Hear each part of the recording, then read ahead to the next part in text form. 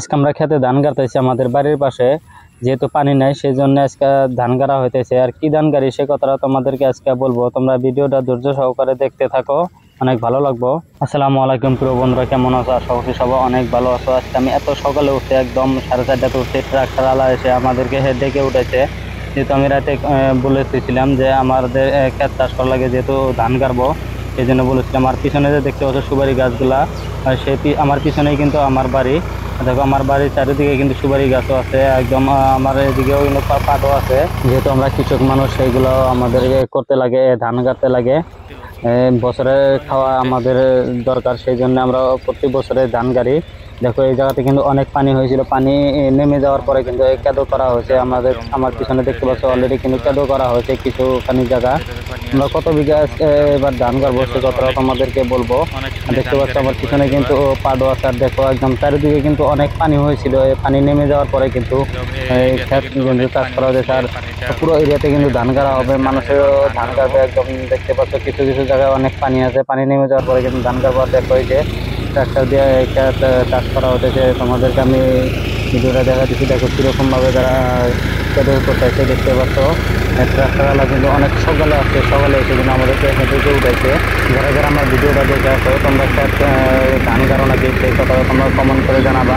তোমরা কি ধান গাড়ো সেই কথাটাও তোমরা জানাই দিবে কি ধান গাড়ো, আর আমরা কি ধান গাড়ি সে কথাটা তোমাদেরকে বলবো। আর দেখো এই যে পুরো সকালে কিন্তু দেখো ওইরকম কিন্তু দেখো এখনো কিন্তু বেলা ওঠে নাই, দেখো আন্ধার আন্ধার দেখা যাচ্ছে। তোমরা দেখতে পাচ্ছ যেহেতু ট্রাক্টরওয়ালা আজকে সারাদিনের ট্রাক্টরটা হাল বাবু, যেহেতু পানি নেমে গেছে খেতে থেকে, অনেক পানি কিন্তু কমছে। আর দেখো আমি ফার্স্ট আজকে সকালে আমার হাল বাইয়া দিতেছে, তারপর কিন্তু সারাদিনই কিন্তু মানুষের কেদো করবো, মানুষের ধান গাড়বো। আর দেখতে পাচ্ছ দেখো একদম পুরো এরিয়া 2-3 বিঘা কিন্তু আমরা কেদো করবো। আজকে আমরা হাজিরা নিছি।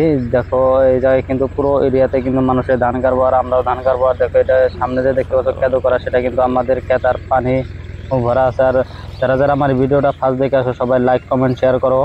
আর যারা যারা ধান গাড়ো সে কথাও তোমরা কমেন্ট করে জানাবা, যেহেতু আমরা গ্রামের মানুষ, আমাদের ধান কাটতে লাগবে। দেখো আমি কিন্তু আজকে সারাদিন কিন্তু আসছিলাম না, এক জায়গায় গেছিলাম, সেই জন্য কিন্তু আমি এসে দেখি বহুতখানি জায়গা কিন্তু গাড়া হয়েছে অলরেডি। আর আমি এসে কিন্তু অল্পটুক জায়গা ধান গাছছি, তোমরা দেখতে পাচ্ছ। দেখো একদম সন্ধ্যা সন্ধ্যা হয়ে গেছে, বেলা ডোবা ডোবা কালে দেখো আমি আসছি। এসে দেখো এই যে তারা ধান গাছে কি সুন্দরভাবে। আর কতটুক ধান হবে তোমরা কমেন্ট করে জানাবা। যারা যারা দেখো এই যে আমি একদম খালি গেঞ্জি গাইতে আছি, তোমাদেরকে দেখাবো আরো এরিয়াতে আমাদের কতটুকু আজকে ধান গাড়া হইলো অলরেডি, তোমাদেরকে আমি বলবো। তোমরা দেখতে থাকো, ভিডিওটা ধৈর্য সহকারে দেখতে দেখো। দেখো এই যে পাট দেখছো, আর দেখো এই জায়গায় কিন্তু কেদো করা হয়েছিল। কেদো করার পর দেখো এই যে তারা ধান গেড়ে কিন্তু কমপ্লিট করে দিছে অলরেডি। আজকে কিন্তু সারাদিন কিন্তু অনেক প্রচুর পরিমাণে কিন্তু রোদ ছিল, তোমরা দেখতে পাচ্ছ।